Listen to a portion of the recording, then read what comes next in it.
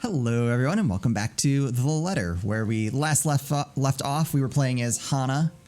We were having a fancy party, not really enjoying ourselves all that much, because Luke is God knows where. He's also kind of a tool. He has been kind of a jerk, so... He's, like, too obsessed with, like, I don't know, his fame and fortune and his job or something. He seems like very... I feel like they've lost their, like, spark or romance or whatever made them want to marry. Maybe they married for money. I don't know, but it made it sound like she liked him. Yeah. But there was that tender, like, puking in the toilet scene. They had to have felt something for each other at some point. Anyways. Yeah, he just seems like very career focused. So, all right, let's see what happens. It's mostly my fault, isn't it? They told me that husbands prefer wives who are docile and subordinate. A woman who will always be there for him, yet would never outshine him in all aspects except beauty. A wife needs to be at home and attend to his needs, to have children and to take care of them in his absence. But he doesn't want any children. Yeah, that doesn't really hold up. And all of this is bullshit. They said I have no business working anymore after I was married. I can blame society, but I listened. Sorry. Which is society's fault because... It's your fault, Homer. Before I can further fall into this introspective pit of self-loathing, someone calls for my attention. The guests have arrived, madam. And Luke? Running a bit late, I'm afraid. Have you seen him? Late for Is his he own in the party. wine That man, I cellar? swear. He's probably looking to make a dramatic entrance, knowing him. Open the doors, then. We mustn't tarry. I'm curious. Her little picture, and maybe they've all been like this, but I know, and maybe it's just because I've been noticing at the end of their like story arcs, but their eyes get like weird and red around the edges. I think it's been like that the whole time, because I Okay. remember thinking that she looked very different, like, in that portrait Okay. than she did, like, when we were talking to her Interesting. as Isabella. Okay. Cars line up the driveway, peppering the front of the mansion with vehicles of every kind. Grand Tours, supercars, even the odd high-end muscle car or two. Convertibles, grand saloons, and other luxury cars can be seen being parked by valets. A handful of cabs drive off, possibly for those who thought it too troublesome to bring their own cars. There are at least 2 different media vans as well. That means, quote unquote, I want to get shit-faced at your place and not drive home. Yes. End quote. Heard it here first. They're all here for what may be considered the biggest event of the year for Luxborn. So far. Who knows what we'll plan for the winter holidays? Welcome everyone. Please, make yourselves at home. Some of the guests idle, enjoying the warm, if not strange, sunshine we're experiencing before gloomy skies inevitably return. They greet acquaintances and friends with warm smiles, others less so. From where I stand, I can see the hierarchy of power, the ties that bind these individuals here, whether through convenience or necessity. However, there are also few who are not here to further cement their current place in high society. Such as that young man with his oriental hair, ignorant of the looks he receives from women and men alike. Be careful with Shirley, all right? Man from the Orient. Oh, Gordy. Good grief. Or that rose-haired woman talking on her phone while she looks unsure of why she's here exactly. Yes, I'm at the party already, Mom. Yes, I'll say hi to her if I can. Wait, how did they all end up at this party? I was kind of wondering that. Are they going to talk about that? Because I thought I have a feeling they'll discuss it. Hana invited Isabella. Maybe she asked if she could bring her friends. That's kind of the neat thing about like jumping back and forth in time. All right, anyways, I digress. I see Zachary, the photographer, as well. He talks to a few of the other media crew with an air of familiarity. I was just here a few days ago, yeah. And the inside is huge, but the staff are pretty helpful if you get lost. Don't go to the attic. Right? I'd invited Father Norman, too. It's the least I can do after he blessed the mansion on my request, aside from my small donation to the church, of course. Like that small was italicized, so it must have been very large. Yeah. But the poor man had taken ill and went through a nervous breakdown of some sort the other day. And then there are people like the chief inspector. People who I can never be too sure about. People who stand on the border between being suspicious and being trustworthy. Thank you for the invite, Anna. Husband you're still invited, missing, yeah. I see. I should be saying the same of your darling Rochelle, Lee. The doctors again. She told me she'll just be in the gardens. Bet she's lying and that she's somewhere around mingling, gossiping with the other ladies. His No voice offense, does but not go with his that picture. seems to be all you ladies do at these parties. I feel like he needs like a cigar in his mouth for that gruff of a voice. I think it's the beard needs to be thicker. Maybe And that's aren't it. you gossiping right now? Yes, well, what about Luke? Drunk in the wine cellar, unfortunately. Should we file a missing persons report now, or do you want to wait 24 hours? He's around. You know, I can tell if someone's bluffing. Don't tell me, let me guess. He's finally drunken himself to death and not wanting a scandal. You've hidden his body. I think boy. his body's in the wine cellar. Yeah. I was wanting to give this housewarming gift to him personally, too. It's a plate that holds a wine glass so he can stop killing himself with liquid lunches. Looks like it's too late for that. Nothing like that. Besides, this is a hardly polite conversation. Oh, relax. I'm just trying to be cheeky to lighten the mood. It's not like I want Luke dead. Are you sure? I want to know what happened to the father, the priest guy. Yeah. Nervous breakdown. Oh man, I'm hoping like when we go back we get to see some of The that. man doesn't serve dodgy plonk like the others when I visit, and he pays his respects well enough. I could use a glass of wine or 3, actually. Rochelle's been in a horrid mood. Threw her stilettos at me the other day and almost took an eye out. How does this conversation turn to this at this point? She's like, pleasant conversations, and then he's like, let me tell you about how my wife is throwing shoes at me. Not sure if this is how it usually goes, but I blame the pregnancy. I wouldn't know, would I? Oh, Still no plans for a baby? Well, I guess that's for the best. If it's this bad now, I can't even imagine how bad it'll be when that little baby bump becomes huge. What about yours? have I mentioned how I don't trust him no matter how hard I try to do so? At least he brought a gift, I Why suppose. don't you just go inside and have some wine, Lee? Think I will, thanks. Greetings such as these carry on as guests continue to trickle in. Whether we have short conversations or merely shake hands and nod heads, I make sure to attend and welcome each of them. This is the problem with these like super socialite people is they're so polite with each other, but if I was her, as soon as he turned his back, I'd be like flicking him off. I'd like to think that that's what happened. As the first hour passes by, the rest of the stragglers and I adjourn to the ballroom. Any latecomers will have the attention of the porter instead. I have other duties to attend to now. Like, where's your drunk dead husband? I am kind of, well, I don't think it would reveal that he's dead here. Because that would kind of like spoil when we play through as him. I don't think we played through as him. I think we do. I think he was listed. Hosting parties is always the same old song and dance, no matter how big or small it is. You make sure your guests are well fed, have good company, and have them generally enjoying themselves. So when my opening remarks are done, when the band has started to play, and the guests have started eating, I find myself wandering around aimlessly, unless I am pulled aside. For a while, I stay with a small group and entertain them before excusing myself. I don't know what causes that. And when they're not anymore watching me, I end up watching them. When they don't listen, I do. A local banker is having trouble with his daughter. He wishes to marry her off, but she wants nothing more but to make music. One of our hotel managers worries about the stolen belongings of one of his patrons, a failing in security which should be brought up to higher authority soon. Our mayor, well, his cat died. Aww. And there's that rose-haired woman once again. It is hard not to notice her with her distinctive locks. She also lacks the grace that the other ladies have, though that does not make her any less beautiful. Her stance and the air she exudes instead are strong, and they make her stand out despite her casual attire. Many men have already given her their attention, though each invitation to dance has been turned down. I approach, intrigued, although it is no great mystery what occupies her own attention, with the glass she keeps sending towards the boy with the oriental hair.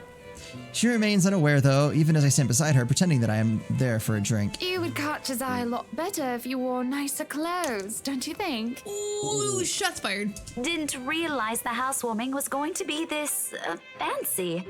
I would have gone with a nice dress if I knew. Oh, you're fine, dearie. It's only really the parvenus, those who climb, that come to these parties all dolled up. Quite the black-haired beauty, isn't he? The boy comes over, but I do nothing to speak any softer. He merely passes by, and I wonder if he doesn't hear what I say. Who, Ash? You know, you really shouldn't have turned down those offers. If I wasn't married, I'd happily go dancing with those young men. But you said a name. Ash. That's the exquisite lad you've been looking at all this time. Did she just hit on anything that has dude parts and moves that's not Lee? Yes. I don't know him, and I'm the one hosting this party. Johannes. That must mean you know each other. Well, Is he your put it this way, boyfriend that goes then? for women. Because that would explain those rejections. In all my life, have never seen a face grow red so fast. The shade of her hair did not help as well. This is the most pink I've ever seen on a person, really. What? No, that's ridiculous. He isn't my boyfriend. Now there, her face is red. Yes. Such a violent reaction. A simple no would have sufficed. Many here would be happy to hear it. And I haven't been looking at him. That's right. You've been staring. Quite heatedly, in fact. Although I'm not sure if you look like you want to kiss him or kill him. With Ash, it's probably both. It's more the latter currently. Just don't go murdering him on my property. I don't want to walk into a room and suddenly find a body there. Well, Determined it would be in your couch. Yeah, foreshadowing. I waver as I feel the burning of someone's stares. It is chilling, and though I am used to enduring the gaze of others, this one makes the hairs on the back of my neck stand up. Oh, Creepy chick. Creepy chick. Creepy chick's here. God. Creepy chick's here. It is... wait, why didn't it... Oh, okay. My attention is pulled from the girl, and I see a woman staring. Dark-haired and dirty, she looks more like a beggar than a guest, and I have half the mind to call security at her when her mouth breaks out into a grin. All I hear is her laughing, taunting. Her stare makes my blood run cold. She looks at me like I'm nothing but a pig to slaughter for her amusement. Makes my hand shake, and I nearly drop my drink. But then in a blink, she's gone, and the buzz of the party returns. I'll keep that in mind, but are you all right? Yes, sorry. I just thought I saw something strange. It must be the trick of the light. Anyway, on a right, as you must already know. Rebecca Gales. Gales. The name is familiar, like a fond memory. Reunion unlocked. I recall a kind lady, a private tutor, who treated me like her own daughter when I was young. She'd even bring me food when there was no need to do so. Usually stovies, which I honestly hadn't been too keen about, though I ate them nonetheless because she brought them for me. Oh, the professor! And your little Becky! My parents couldn't make it since they're in Scotland right now. And Mom says hi, by the way. Oh, that's how she got Okay. here. But yeah, that's me. Little Becky. We met once before. Yes, oh, I remember you! You were the cutest little thing with glasses! Wouldn't you guys be And around when the we met, same age? You were having boy troubles with this lad called something with an A. Oh No. my goodness. Oh, I forgot they're childhood friends. Yeah. What was it again? Aaron, Alan, Adele, Albert, Adele. Alexander, Andrew? It was definitely Adele. The more I list off names, the more red and the more quiet Becky gets. She starts to look a bit miserable as her body language shows discomfort and stiffness. Perhaps I've triggered a horrid childhood memory. Surely I hadn't been mean when she visited with her mother. I don't quite remember all of it. Ashton! Ash! That man is that boy! The same one. Oh, goodness me, after all these years! I can see why, though. He's quite dashing. You don't really need to announce it to everyone with an earshot, you know? Keep it down. I'm so sorry, but it really is cute. And a tad bit sad. So, this is a nice party, Miss Wright. Please, Anna's fine. We're friends of a sort, aren't we? We must be friends, seeing as I know about your little infatuation, Becky. Don't you worry, dearie. You'll have your happy ending yet. Well, I don't really know if that I'm makes not them too friends. concerned about that, am I? That's not what I'm looking for. Oh? And what makes you think that? Doesn't everybody want their happy ending? The idea of happy endings sounds like they're just for fairy tales. And they are, sorta. I don't think you can just sit around, trapped in some tower and hope for the best. If you love them, you have to fight for it, right? You're not just going to sit there and hope that everything will just fix itself on its own. Like everything, you have to work at it. You might want this advice for your own crazy ass relationship. Just saying. that's kind of what I was thinking. What do I know? There's a grimace, although she starts to relax around my presence. How long has it been since we met as children? Certainly a long time. She was tiny back then, if I recall I'm correctly. sure the daughter of the two greatest professors I've ever known is smart enough to know what she's talking about. But have you told him how you feel? And it's been what? 20 years? 17, actually. But no, not yet. He can be a bit dense. I was hoping that maybe he'd notice on his own and... Well, that won't do. What if you two become husband and wife? He's not to be dense when he's sworn himself to another person. Why, you might just as well consider leaving before the day's even begun. If that happens, I'll have to give him a good ear bashing, won't I? Whoever anyone ends up with, it's not going to be a perfect relationship anyway. There's going to be things you'll love and things you'll hate about the other person. We're just humans. It's funny. Here I am, trying to give you advice when you did the very same thing back then. I remember you giving me a makeover when we were still kids. And you were the first I told anyone about my crush.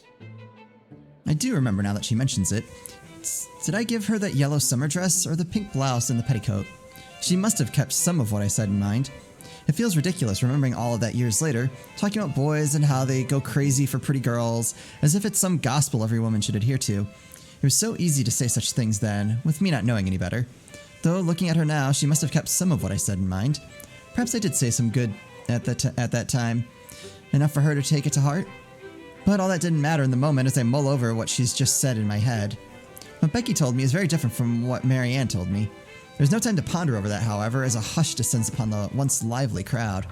The music of strings and chatter slows to a grinding halt as the doors from the foyer opens. It's the husband and he's drunk.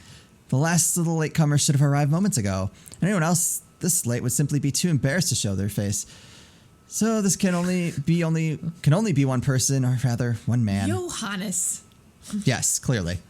There's only one man who is audacious enough to arrive at his own party so late. Good evening, ladies and gents. Enjoying the party. I hope I'm not too late in welcoming you all to the right mansion. He's not drunk. I'm shocked. I thought he was gonna show up with, not like super. That his shoot was gonna be just shiveled for once and like super drunk with wine all over himself. Like slurring his words, yeah. Unlike I, who was raised in the spotlight and simply grew used to its presence, he sought it out every chance he could get, even when there was no spotlight that shone. And I'll never put it against him when he smiles like that. He did so quite brilliantly under the scrutiny when he channels his showmanship. You can tell by the way people's eyes light up as he speaks, how they listen enraptured, even if all he's doing is a simple greeting. A little wave of his hand here, a little smile there, and a bit of swagger. I always tell him that if he is not to be a businessman, he'll do well as an entertainer.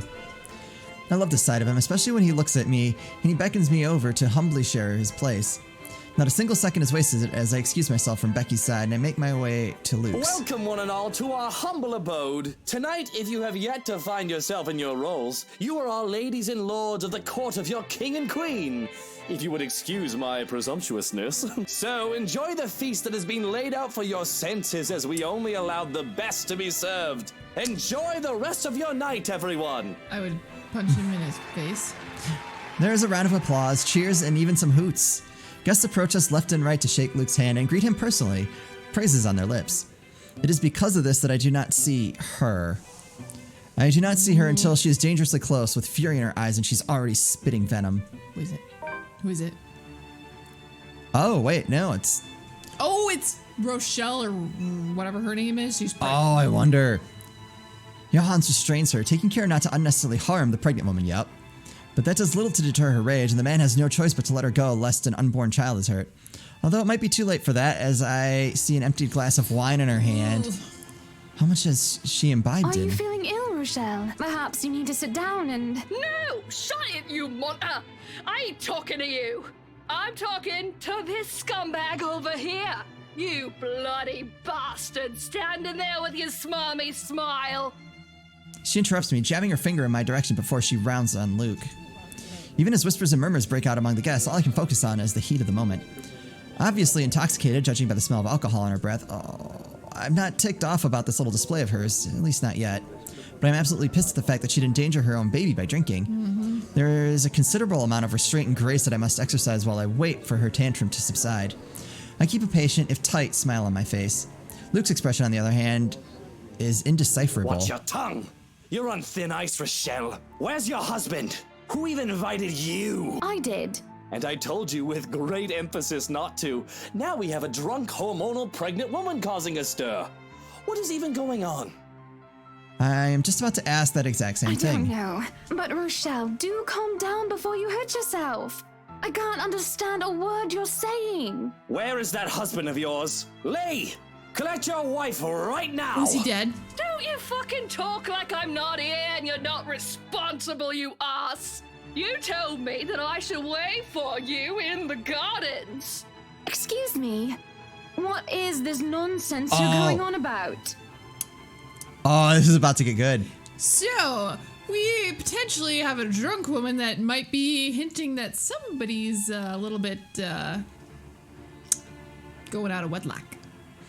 That's what I'm like, oh, is that technically? I thought for sure she's going to say that that's Luke's kid. Crazy talk. That's all it is. Just completely and utterly mad. Has anyone seen the chief inspector? I am pregnant with your little bastard. You promised me you'll take responsibility. Popcorn? Yeah, for sure.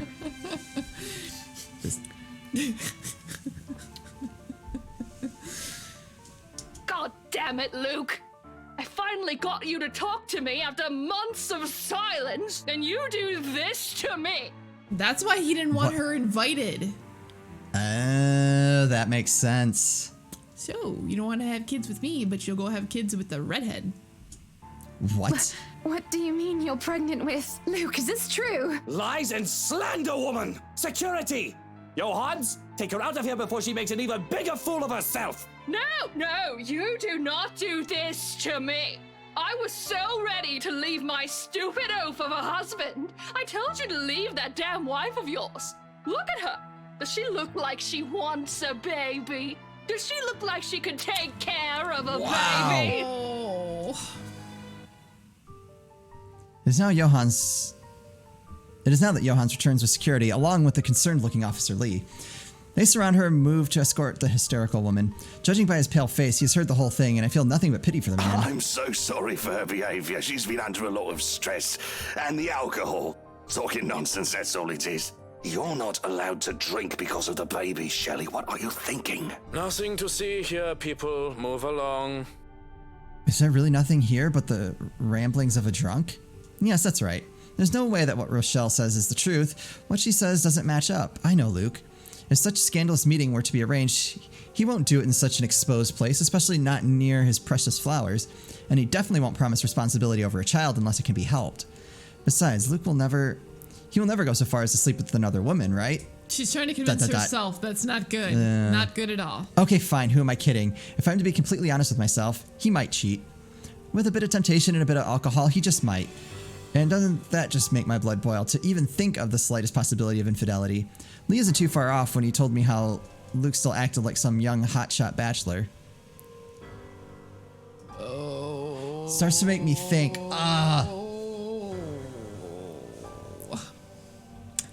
Okay. I actually think the crazy pregnant woman might be right. Yeah. Just based on how crazy he was about babies. And like how against the whole thing he was. Yep, and how he didn't want her here and hasn't wanted her here for 4 months. And the Lee dude talked about how irritable she's been and crazy. And I think it's because she's being scorned by the dude that impregnated her. Oh my god, this is like Young and the Restless. Yeah, this is getting like very soap opera-y. So here's the deal. I'm like, if I was in this situation, I'd be like, break. Yeah. I would not stay with a creep. Or I would want to break so we can figure out what's going on. The I need to work for my happy ending sounds like I'm going to settle. I don't know. Yeah. So I kind of interpreted it differently. Okay. I guess that doesn't make much sense. Never mind. I kind of interpreted it as like you were saying, like take a break, like sort everything out separately, whereas this is like, all right, let's sort everything out. I think she's gonna shut up and not say anything. If I'm trying to remember, I think this is the Marianne conversation. This is Marianne versus Rebecca. Mm-hmm. Oh, what do you want to do? I don't know. I feel like everything I ever pick for her is wrong. Is wrong. Well, okay. So here's the thing. If we go with this one, we're definitely going to lose points with Luke. I really don't care. He's kind of a dick. Right. I'm just saying. I'm just like trying to like. Is that photographer around? Right. Zachary, I'm ready to cheat on my husband. Where's that fat father? Let's get a divorce. So I'm trying to figure out what we get out of it. Yeah. Like who? Maybe that would be points with Marianne. Is the only thing I could think of.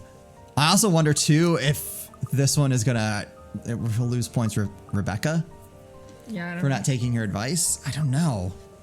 All right, I vote for 1, but okay.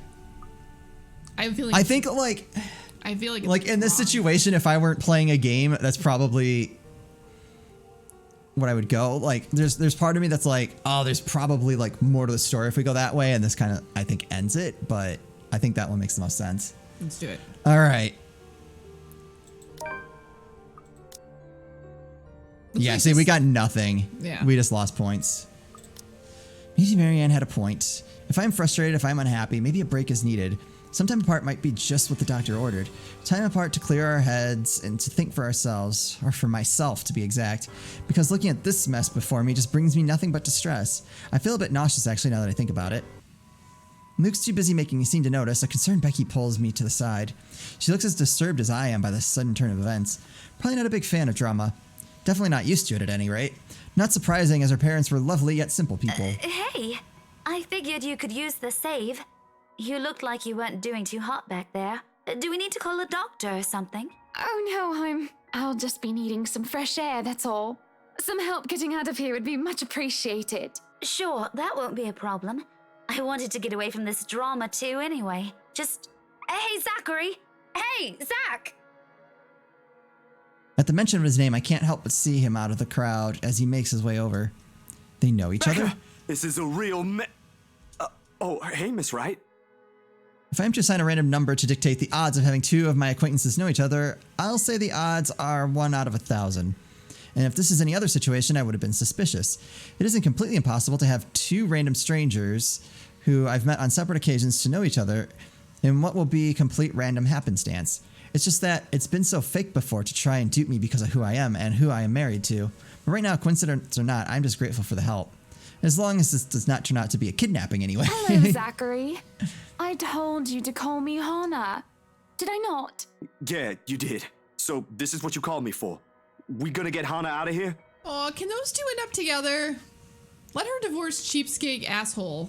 Yeah. End up with Zach.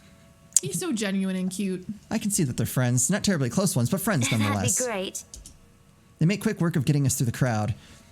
The people part because of Zachary's broad build, even if they want to approach me. It isn't enough. Becky pointedly glares to keep them at bay. All right, we'll just have to see what's going on in the foyer in the next episode. Man, that got heated. Drama! I mean, instinct says that accusation is probably true. I think so, just based on all the weird events going on. Yeah. I think even the husband of her kind of suspects based on like him trying to tell Hannah, like, maybe you should like move on, and your husband's very wild, and yeah, like he was like setting hints. So yeah, I don't know. All right, we'll just have to see what crazy crap goes on in the next episode. As always, thank you guys so much for watching. We'll see you next time.